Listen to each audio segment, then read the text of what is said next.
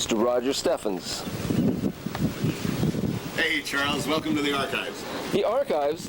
Roger, this is the archives? Well, this is the biggest repository of the things in the archives. Yeah, they begin to spread about a bit, but you're in the home of the home. No, I saw an awful lot. I saw 2 buildings worth of fine reggae exhibits, things that I never even imagined existed, down in Long Beach last year. That was called the World of Reggae? World of Reggae, featuring Bob Marley, treasures from Roger Steffens' Reggae Archives, unquote. And you're telling us there's more? Well, what you saw in Long Beach was 2 buildings that had 6,000 objects, but that's only about 1% of my entire collection. Well, what are we standing around for? Why don't you meet us inside and show us around? Come on. All right. Roger, why don't you come on up here? Well, this fellow looking very much like Roger Steffens, sitting next to me. Welcome to another edition of Not Just Another LA Music Show. I'm Charles Andrews, and yes, the gentleman you saw, you're going to see for the next half hour in the show. And the big pleasure and treat for me is that we are making 2 shows of this. We have gotten the permission and gone inside the home of Roger Steffens, which doubles as the Reggae Archives. And this is an absolutely amazing collection, which may not be intact for that much longer. We're so happy that we got to not only capture it, but get some stories behind it from Roger. Thank you for being here tonight, Roger. My pleasure. We're going to have some fun, Charles. We are. So let's go right back inside the house and take a look. Give us the guided tour. I just can't wait to show everyone what's here. Okay. Now, I have to give you a little preamble about what you're going to see here. First of all, the place is a mess. Secondly, the creme de la creme of the collection is in boxes waiting to be shipped to the next venue for the exhibition. So there's 6,000 things gone that you're not going to see. And in the place of some paintings that were on the wall, I've thrown some Beatles things and others just to fill the spaces. And you're not going to see it at its absolute finest. You're going to see it in the midst of its working state. And I'll explain to you as we go through. But I did take home a couple of things from the exhibition. All right. Things that you couldn't part to... things I couldn't live without. Have it around. Didn't want them in a box. This is the centerpiece of the exhibition with the key to it. And it's a poster that was signed in 1978 by Bob Marley. And over the next 14 years, we got everybody else of importance practically in his life to sign it. The entire band, his children, his mother, Bunny Wailer, the I3, his roommate, his art director, Chris Blackwell, Don Taylor, Neville Garrick, Skill Cole, his best friend, Danny Sims, 28 of the people in Bob's life closest to him, and then another 10 or so on the back of it when I ran out of space. Is there anything else like this in the world? I think some of the people who traveled with Bob, like Dennis Thompson, his engineer, probably have something similar. I don't know if they'd had access to quite the number of people that I have had because of the radio show or emceeing concerts or running the Reggae Grammy Committee has given me. The conspicuous by his absence here is Peter Tosh. Peter would never sign this. Me not sign no blood clot Bob Marley poster, Charles. But I do have about 100 Peter autographs. Let's come down now into the archives. Mary, my wife, has everything from the floor, the ground floor, which is actually the top floor of our house, and I get everything below that floor. So you see this is kind of empty up here, and no reggae is permitted above the floor. It's a no reggae zone. Yeah. This is something that was in the exhibition that is very precious to me. Bob made a song called War based on a speech by Haile Selassie, and this is a picture of Selassie making that speech to the UN on the 4th of October, 1963, on an envelope postmarked that day at the UN and signed by His Majesty a few years later. And that's... See if I can get a shot of that photograph there. That's one of the real treasures.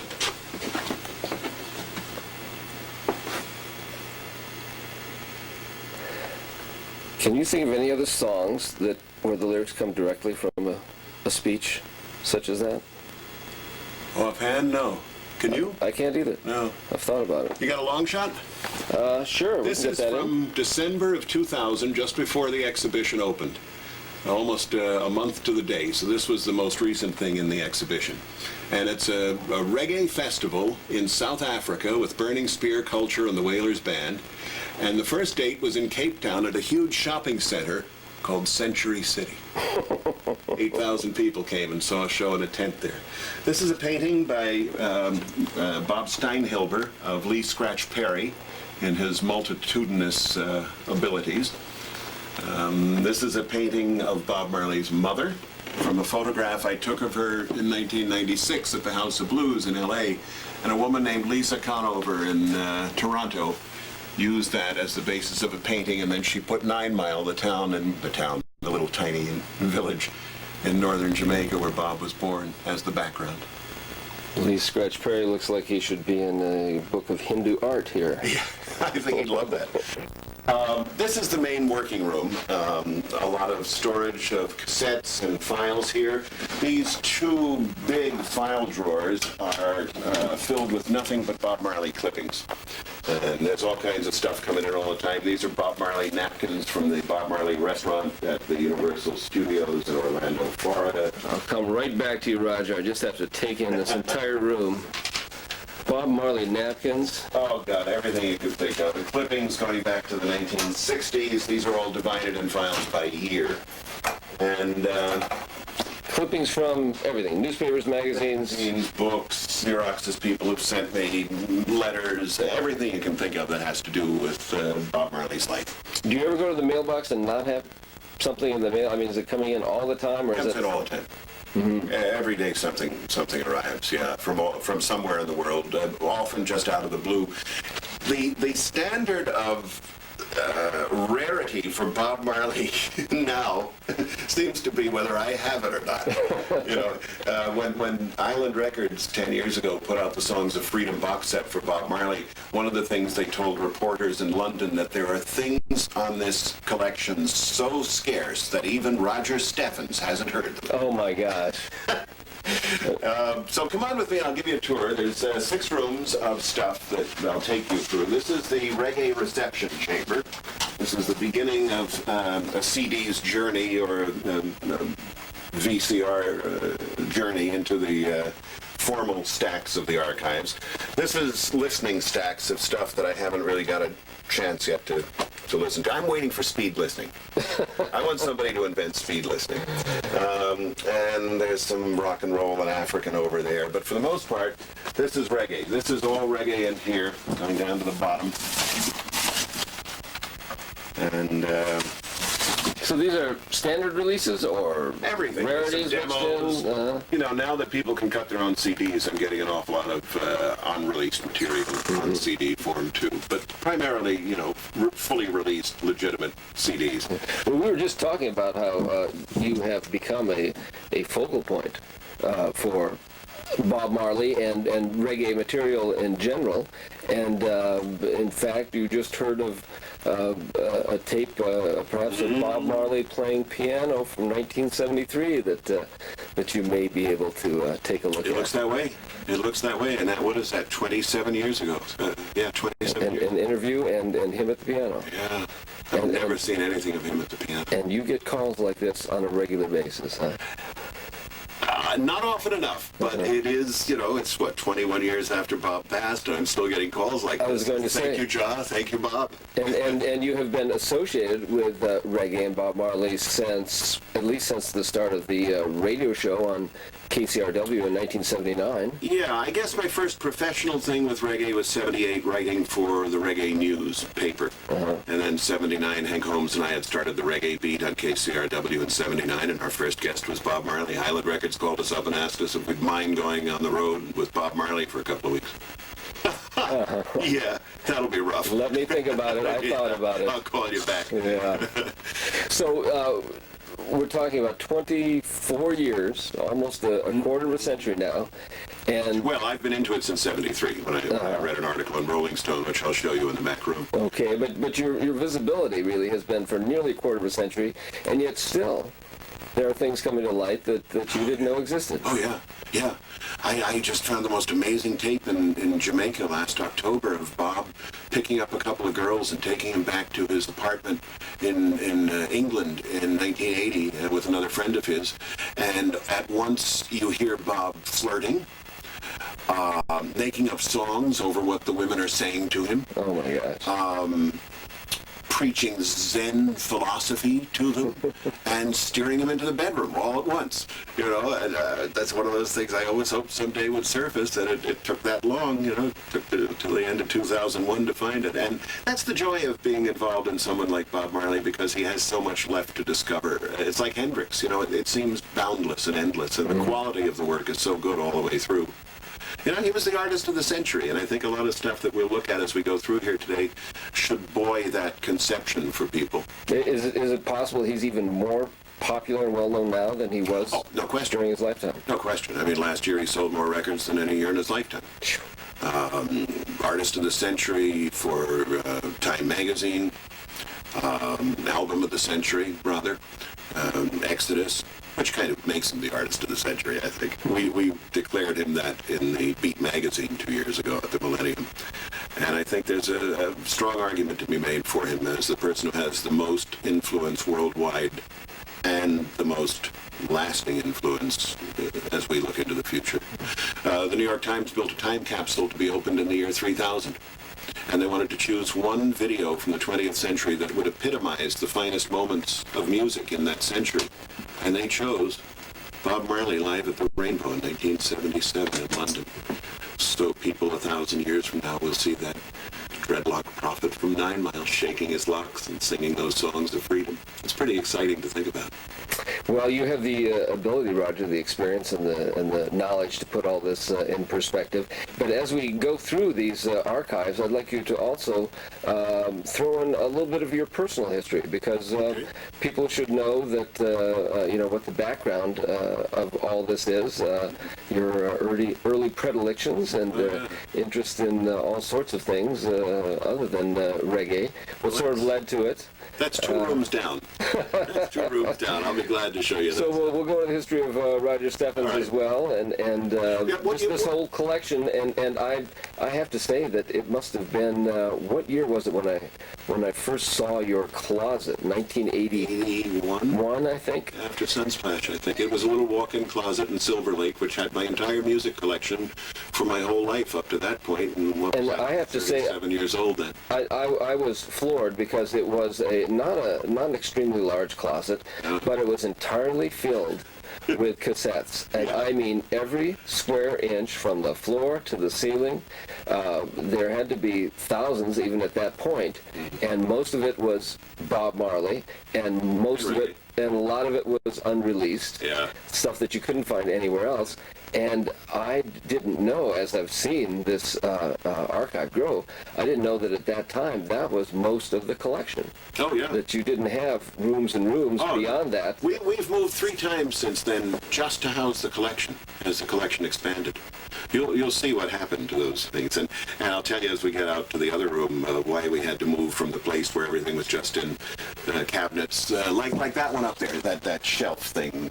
What would you call that? It's a holder. It's a tape holder. Yes. Yeah, well, I had walls that you're talking about that were just tape holders. Exactly. Well, then the earthquake came, but we'll talk about that in a minute. I want to show you something here. This is something I put together for the exhibition that we ran out of room and couldn't use. But if you can come in close on this, these are business cards of reggae stars and people in the reggae business. And this is the African Museum card for Gregory Isaacs, who says he is a producer and distributor of phonograph records, making him a phonographer. And other people like Alton Ellis and Jimmy Cliff and Burning Spear, Yabby U, members of the Scatolites, Mikey Dread, Big Youth. Lots of interesting people that I've encountered over the years. All right. And then over here, Charles, these are videotapes of reggae and a whole shelf of interviews that I've done with Chili Charles, my partner since 1980, in a series called LA Reggae that runs every time we get another 13 episodes together. You know how that one goes. And then over here, this is Neville Garrick at his old studio in Kingston. and that's his painting of Bob killing the dragon, as Bob as St. George. Bunny Wailer in Aspen. This was under a double rainbow in 1994, 10,000 feet up in Aspen. This is a strange piece that was in the exhibition. It's from the shipyards in Gdansk, Poland in 1989, 2 years before the communist government fell. And it's a human rights, anti-apartheid, solidarity reggae concert featuring artists like Linton Kwesi Johnson and the Twinkle Brothers and Misty and Roots, and the artists got paid in potatoes. And it took place under communist regime. Oh yeah. Yeah, talking about tearing down the illegal governments. Yeah.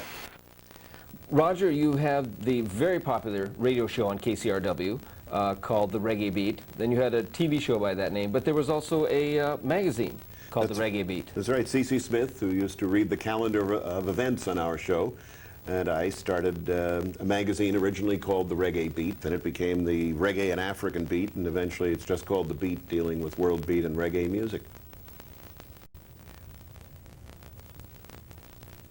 And, I edit the annual Bob Marley issue every year.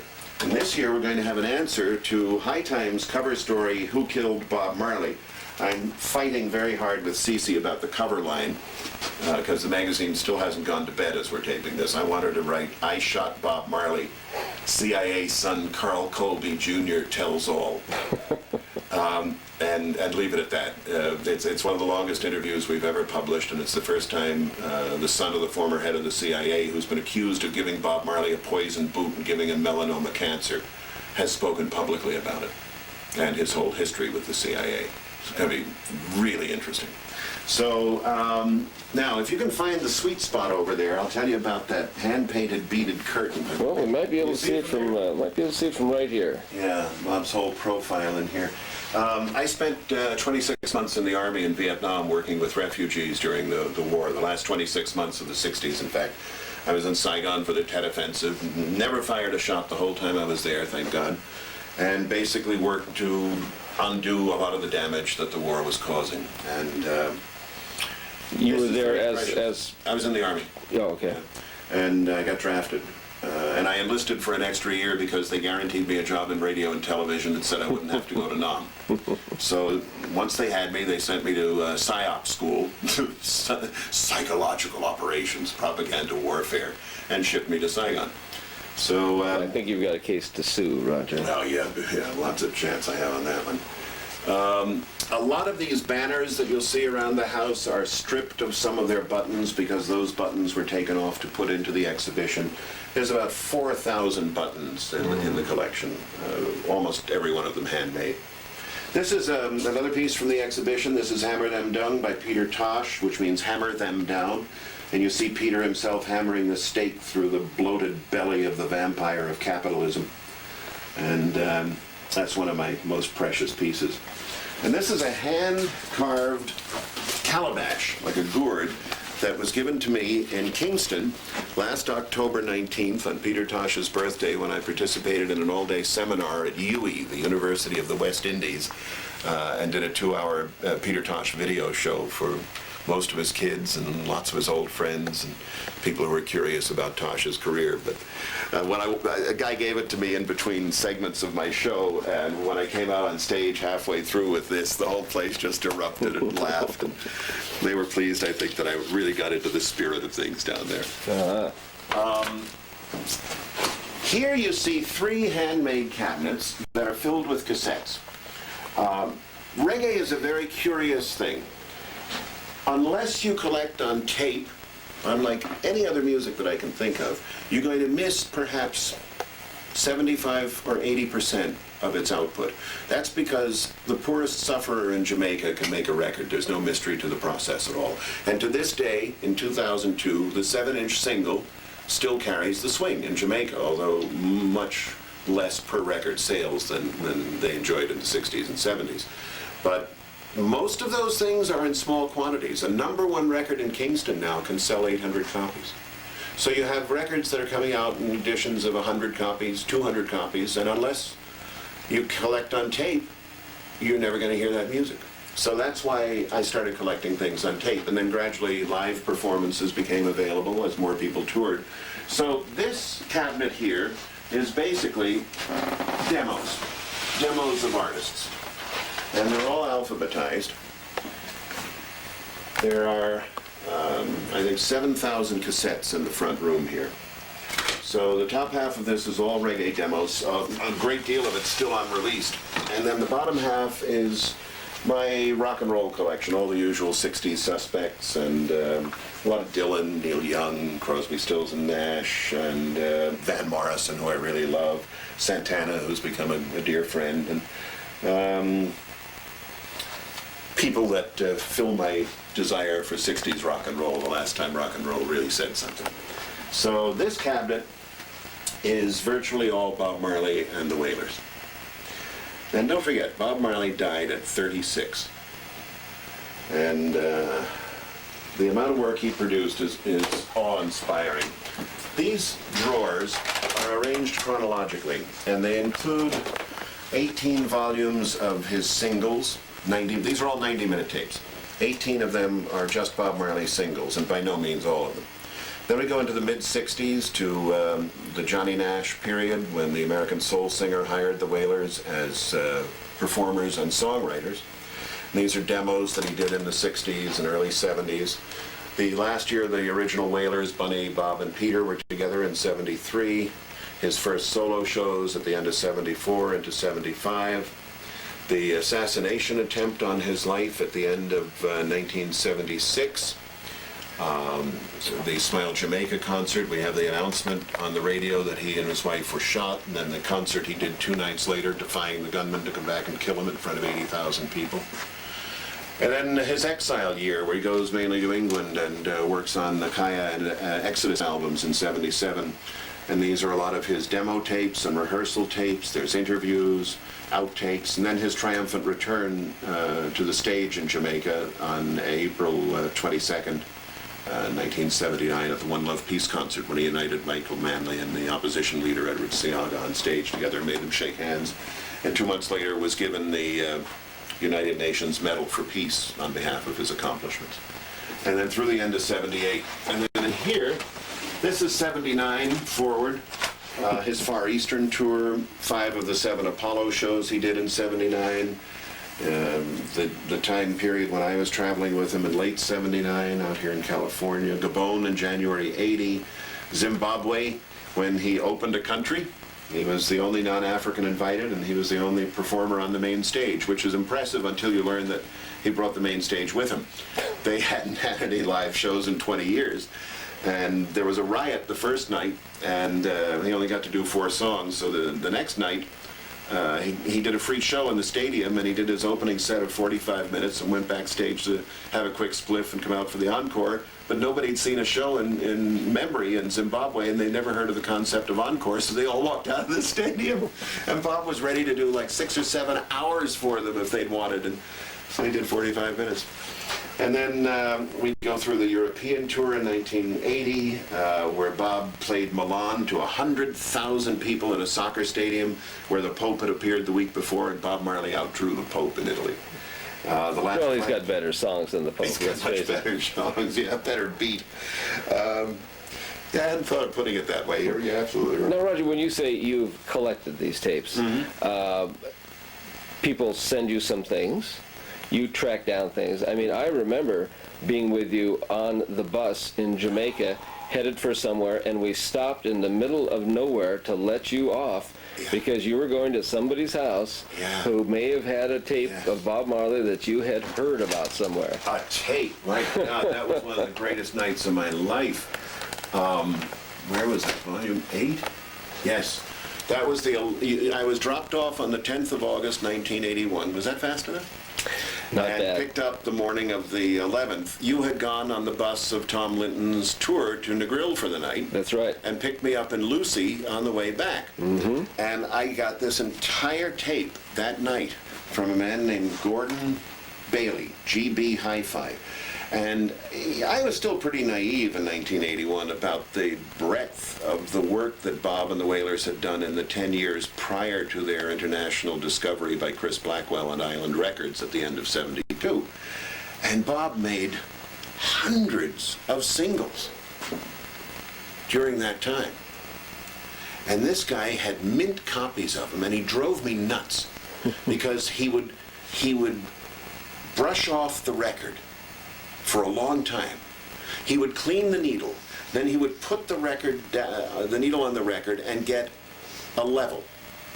And then he would pick it up again and clean the record a second time. And if he wasn't satisfied, he would do it a third time. And he did that on every one of these records. So I'm sure I would have got a lot more that night if he, just dropped the damn needle and recorded the thing. Unlike your habit, Roger, which I recall in the early days when anyone would come to visit, you would not cease making them a tape, dubbing something. Oh, no, if I'm awake, I'm dubbing. To this day, I've got 4 machines going. Yeah. So anytime that I visited you, I walked out with at least a tape, if not 2, depending on how long I was hanging around. You had to. And you really spread the music that way. Johnny Appleseed. As I say, if you don't collect it on tape, you're going to miss most of its great moments. Yeah. And the great moments of Bob's live career are unmatched by any other artist in popular music history. Well, Roger, I'm exhausted. I mean, We're not even out of the front room yet. not out of the front room. It is just incredible, really, what you have put together and gathered over these last 25 years. 30, almost. Yes, and it's so important that we really document this because I mean, you are constantly aware of and saying, well, gosh, the collection has changed because of so much that is in storage now that was in the Long Beach exhibition, and yet the entire thing may disappear and all go to Jamaica for a museum. That's right. We're on the verge of transferring the entire collection, every last scrap of paper, to Jamaica for the National Museum of Jamaican Music. And next episode, we're going to push Bob's elbow and go into a whole different realm. That's right, folks. I can't say you ain't seen nothing yet, but there is a part 2 to the show where we are going to explore literally the depths, the hidden recesses, the caves of the reggae archives. Literally and the there's cave. Yeah. Plenty of surprises, plenty of amazing things to see. And like I say, this is not something you'll be able to see unless perhaps you go to Jamaica in a year or 2. This is not publicly available. We want to thank you, Roger, for making this available to our audience. It's been a privilege to see this. I'm excited about the second show. It's been a privilege to know you for over 20 years. Thank you, Charles. And on behalf of an awful lot of people who care, I want to thank you for the work you've done. My pleasure. Really nice to be here with you and to be alive in the 21st century. You bet. With Mr. Music. It's not just another LA Music Show with Roger Steffens and the Reggae Archive. Be sure to tune in to Part 2. Check your local listings.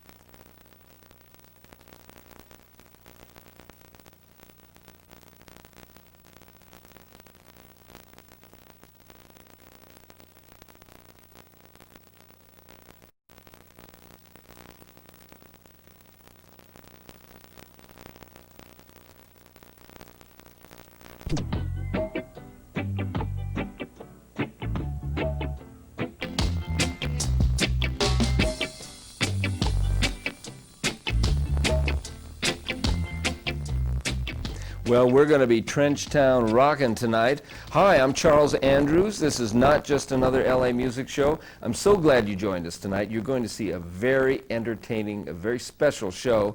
My guest today is Roger Steffens.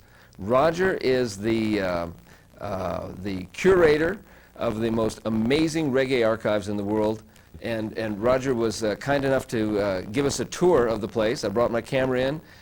It took an hour to get an abbreviated tour of all the rooms of the archives. And Roger, we're going to see part 2 of that tour tonight, aren't we?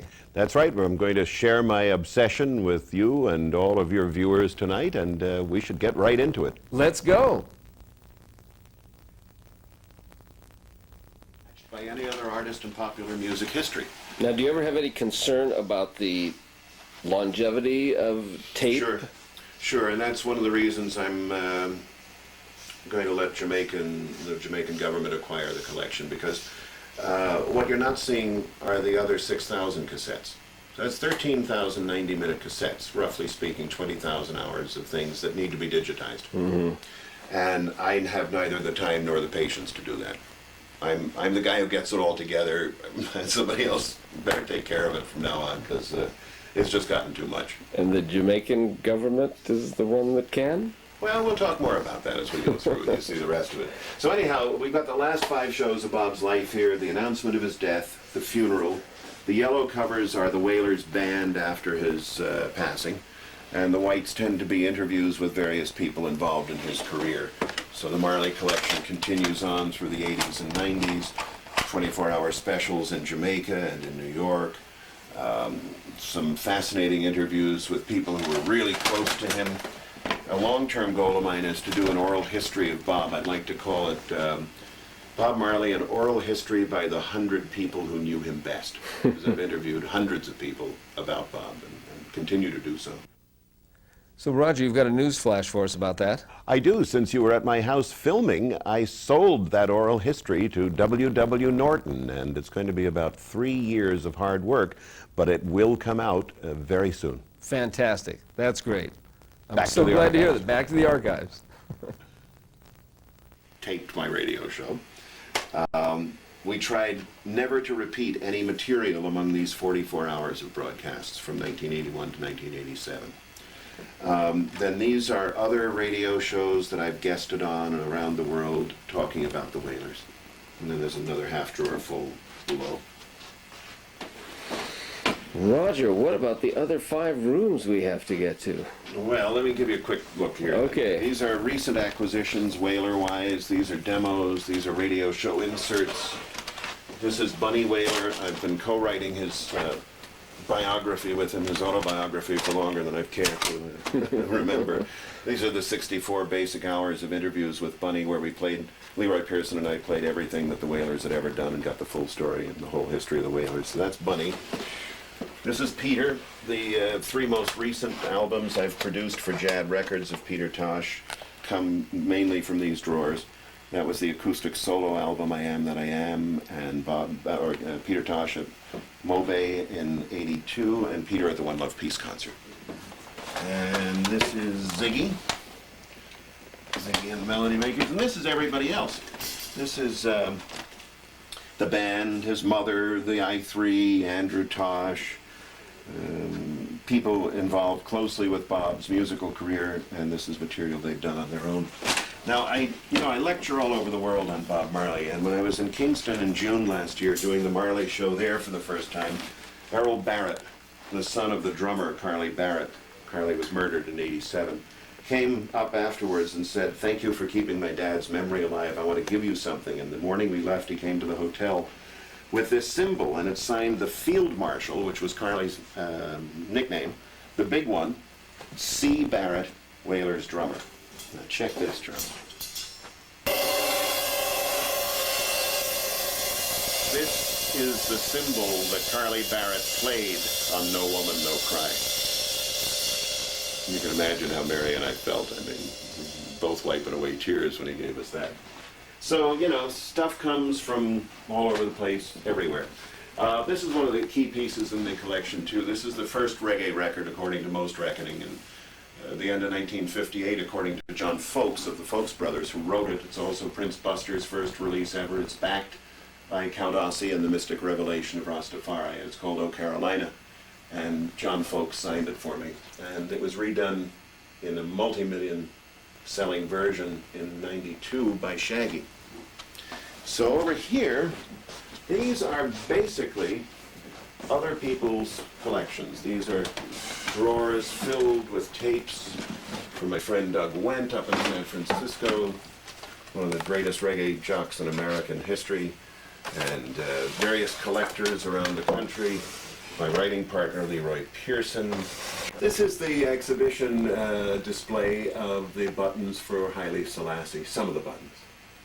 This is a wonderful artist named Kevin Morgan from Athens, Ohio, who does spectacular reggae posters for shows out in the Midwest. I visited him when I spoke in Cincinnati this past February. He gave me a whole bunch of stuff for the Ultimate Museum and signed them all too. It's fun. Now that people know their things are going to be preserved forever when they give me something, they get very excited about it. I was trying to think of what I had on the way over here that I could bring to you, especially something that you might not have. That's always the challenge. Well, you never know. Sometimes it could be the most obvious thing. Somebody just says, you know, I've been meaning to ask you this for years. Do you have, you know, a poster for The Harder They Come from the New Art Theater? And go, no. Oh, well, you can have it, man. Just take it. You should have it. People do that with me with records that are worth $1,000 and more, just because they want it to be in the defining Marley collection. Yeah. So that if it's one-of-a-kind piece, it goes with the one-of-a-kind collection. So I'm overwhelmed sometimes at the generosity of people. It's awe-inspiring. There's two banners in the room, this one and the big one over there. Those were both gifts from Carlos Santana, as was the Rockers painting. And these pictures and banners were done by a man named Michael Rios, who has been for many years Carlos's personal artist.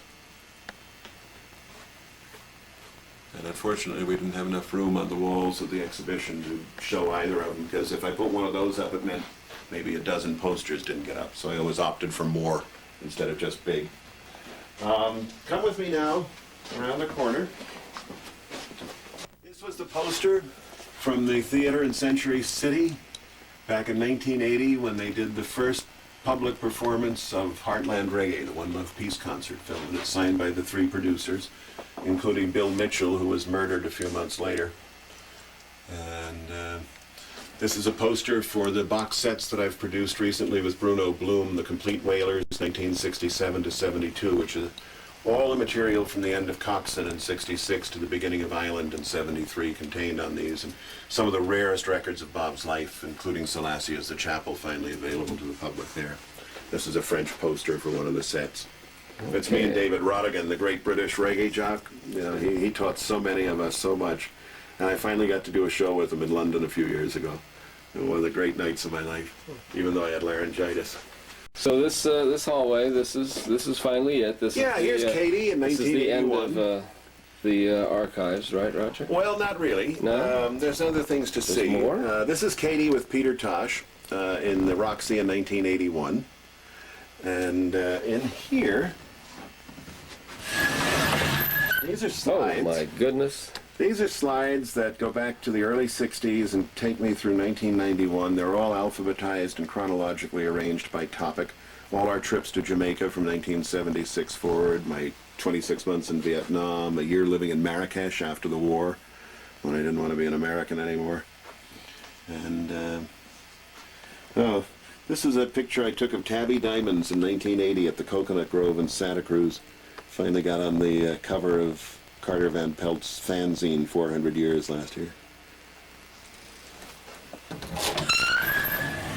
So, and here's a poster from the picture I took of Bob in 79.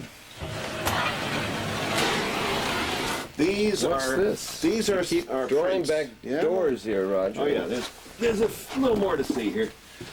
These are prints, and these are prints spilling out into the hall. I have to get those together somehow. Your prints have come. Now, if you didn't have the camera in your hand, I would say, as I say to all frequent or first-time visitors, Charles, push Bob's elbow.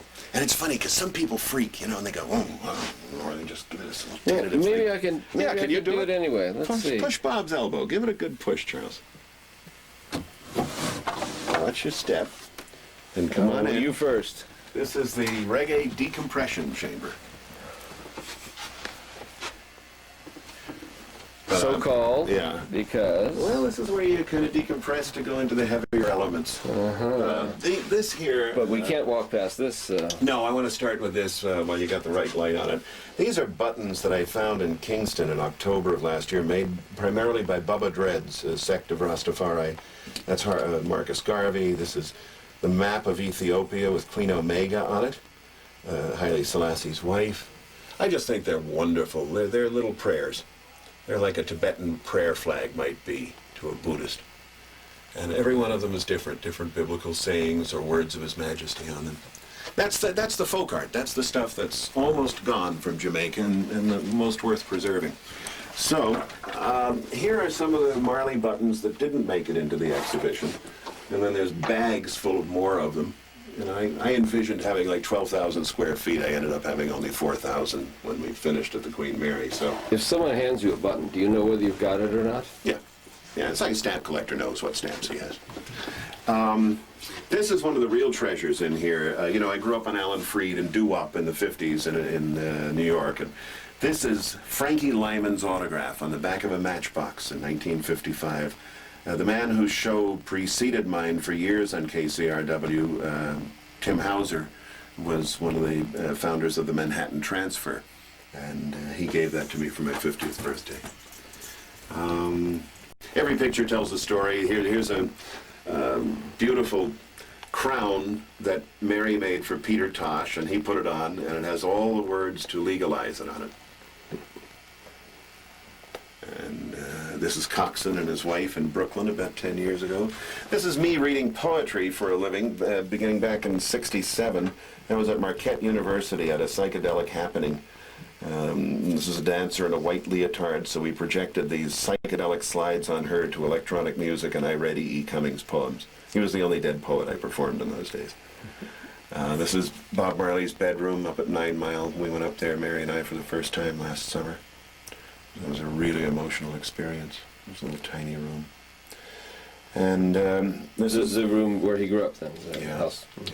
My first movie in Hollywood, that's me and Richard Widmark. I played his assistant in a movie called Roller Coaster.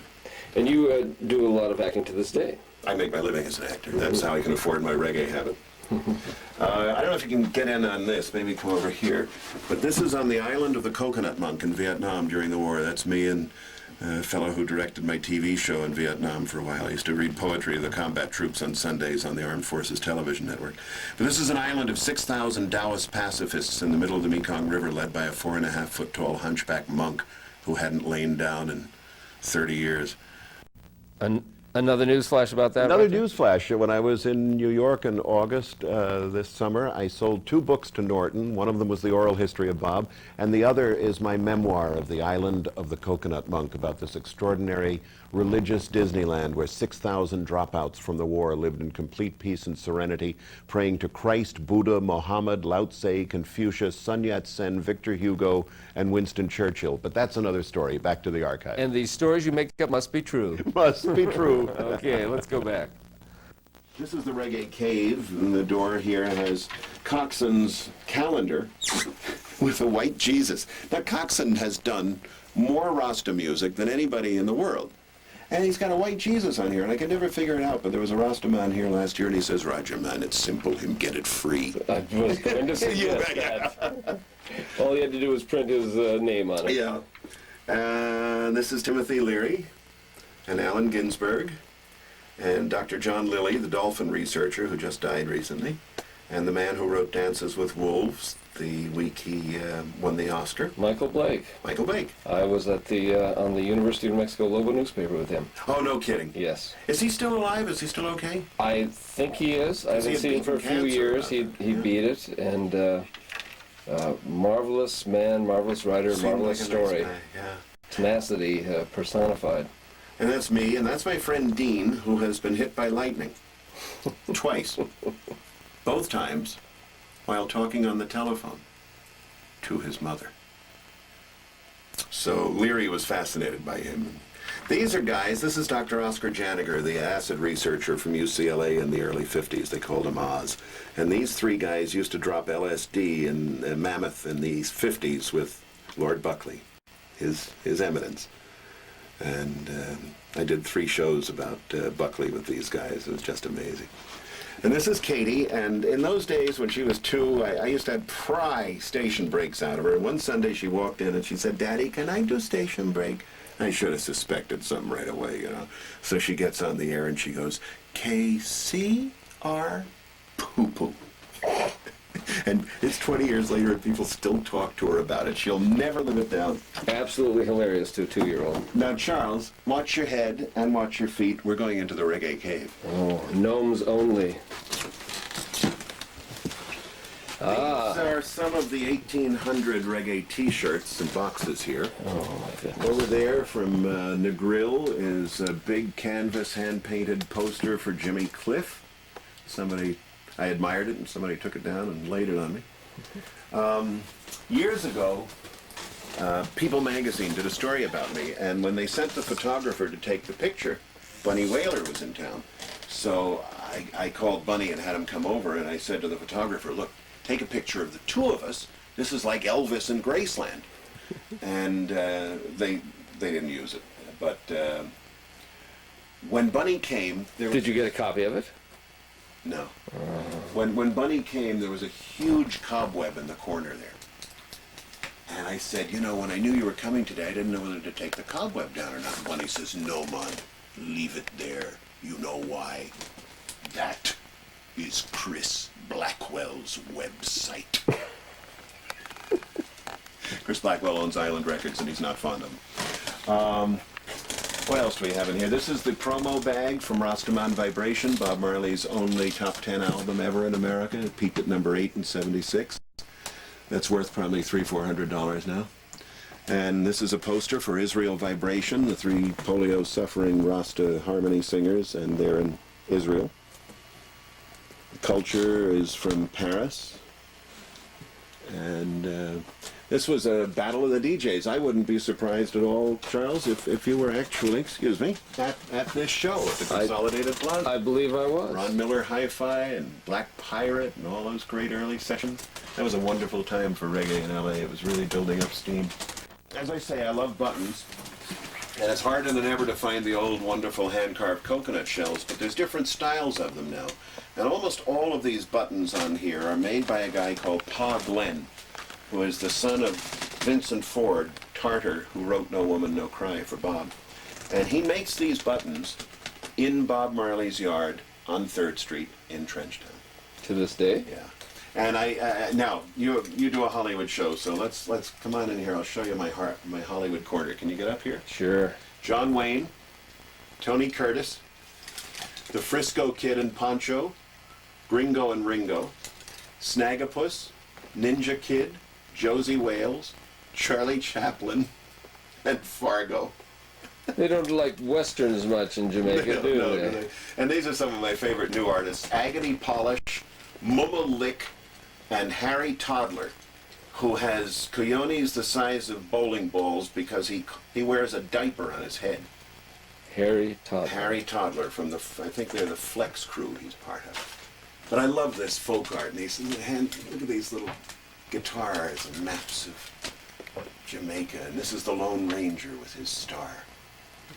These top 2 rows come from a different artist down there who does Rasta style. So I'm always looking for things like that. I love unique, one-of-a-kind, handmade things that really express a culture. Now, here you can see another one of those hand-painted beaded curtains from Saigon. And one of the things that fascinates me these days about Marley is how he's become this international icon whose figure is adapted to make him look local. I mean, here he looks like Fu Manchu with his mustache and mandarin fingernails and the Chinese eyes. I've got a t-shirt from Mexico where he's brown as a campesino. And everybody wants to claim him. In Kathmandu, they think he's a reincarnation of the Hindu god Vishnu. So come on across the hall, we'll part the curtains, and I'll show you the reggae library. Watch your head and your feet. We're all eyes. I had built between 2 other rooms. It was just a hole in the earth, and we filled it in and made a place for the books, but I've outgrown it already. These are all Japanese reggae magazines, reggae books and magazines, piles. It's a little dark back here, Roger. I'm going to put it on night shot. Yeah. So. There's the equivalent of 25 four-drawer file cabinets of clippings, and they're all alphabetized. And it's everything you could think of to do with reggae. Some people have accused me of being a CIA agent because I keep files. Well, my files basically are newspaper and magazine articles, and stories I've written, press releases, photographs, and so forth. So, and anybody can come and look through them. There ain't no secrets here. Yeah, but it's pretty subversive subject matter. Yeah, well, it is. It wants to overthrow the non-oppressive government, doesn't it?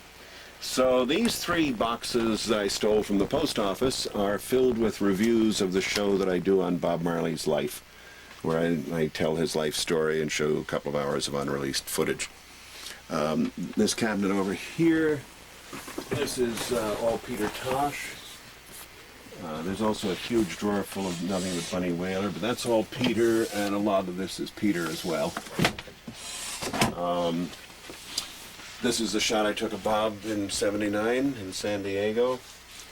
And then just boxes and boxes of unsorted clippings. Just everywhere you look, there's stuff that needs to be done. You know, that's true, but your organization is remarkable. All right, now you're ready to see the archive show. Oh, man. That's all prelude. I just keep wondering when it's going to end. Not that I want it to. Lord have mercy. You got a real wide angle on there? Well, I'll get what I can. It's going to take some sweeping around. So, would you call this the inner sanctum then? This is the inner sanctum. Oh, boy. This is the chamber of holies. I don't even keep a music system back in here, so I don't have a lot of people come through. It's just permanent storage. But what you're not seeing are 1,000 records, albums. You're not seeing almost 1,000 singles that are in storage, having been used in the exhibition. Here, on the record side, the top shelf is all Bob Marley CDs. This shelf is the Wailers shelf. Again, denuded for the exhibition. But there's still that much Bunny, this much Peter. Bob starts here and goes to here. Ziggy Marley and the Melody Makers are here. The I3, the women who sang behind him, Rita Marley, Judy Mowat, Marcia Griffiths is here. And these are all things that I wrote liner notes for, or took the cover pictures of, or in some few cases produced too deep in here. But mostly liner notes. And on the bottom shelf... You working on any liner notes right now? 10 for EMI. I'm doing the entire Peter Tosh catalog and 3 of the classic Burning Spears. 10 album assignment. Bottom shelf is the remnants of my rock and roll collection, which I began buying in 1954. Every record worth keeping is down there. And it goes back to a 78 of Shaboom back in 1954. Not the Crew Cuts, the black group, the Chord Cats, who did it originally. And then, thank you, Pat Boone. and over here are the Wailers record singles drawers. Again, there's 400 Wailer singles not here. And, you know, for example, this is an early British pressing on Blackwell's Ireland label in 1964 of Playboy by the Wailers, signed by Peter Tosh, Bunny Wailer, Coxon, the producer, and Roland Alfonso and Lloyd Nibbs of the Scatolites. So people are always saying, what are your records worth? I don't know. I mean, it's got to be worth more than just the record, especially since 2 of these guys are no longer with us. So this is all Bob, this is Bunny, and that's Peter. And then there are the rest of the Wailers family, the I3 and all of Bob's children, and that's what's in these drawers. And over here on your left, there's another 6,000 more cassettes. These are all alphabetized from the Abyssinian to Earl Zero. I emceed almost all the reggae shows in LA in the 80s, and I was able to get into the board. Down here is Sunsplash, all the festivals from 78 to 95, all 4 nights each year. And the bottom 4 drawers are all the board tapes of the Reggae Beach show, Bob Marley being our first guest. This is Kevin Morgan's Psychedelic Bob for his 50th birthday. These are non-reggae singles, non-Wailers reggae singles. Bob Marley Shoes, Bob Marley Frisbee, Jamaican Barbie with Bob on the back, and all of this is unreleased Bob Marley and the Wailers video material. Wait a minute, I had to get a close-up of the Barbie for my daughter. Now, what was the last thing you mentioned? All these videos? The videos are almost all unreleased footage of Bob, Bunny, Peter, and the families. This was my first radio broadcast in 1961 on WVOX in New Rochelle, New York. Our first guest was Olatunji. We were both college students at the time. Here's Alan Freed's autograph in 1958. That's Alan Freed with Little Richard and me with Little Richard 28 years later. Here's me with one of the Twin Earths that Mr. McWilliams sent me in his first package with my space helmet back in 1952. And this was the first reggae article I ever read. And here's our old dining room in which no meal was ever eaten. When the earthquake came, all the cassettes on the wall came tumbling down, and I had a 3-foot stack of broken open boxes. This article by Michael Thomas that turned me on wait a reggae. minute, wait a minute. So you had to put back all the tapes with all the correct boxes and labels. Yeah, it took a long time. And that's when I had the drawers begun to be built. Yeah. Michael Thomas's article in Rolling Stone, July 19th, 1973, said, reggae music crawls into your bloodstream like some vampire amoeba from the psychic rapids of Upper Niger consciousness. I said, man, I don't know what that means, but I got to get me some right away. I went out and found a used copy of Catch a Fire, and my life changed forever. Well, I'm exhausted. That was just remarkable, Roger. What a privilege to see all that in gathered in one place, and in its kind of funky surroundings, literally underground, a lot of it. Yeah. And in fact, all of it's underground.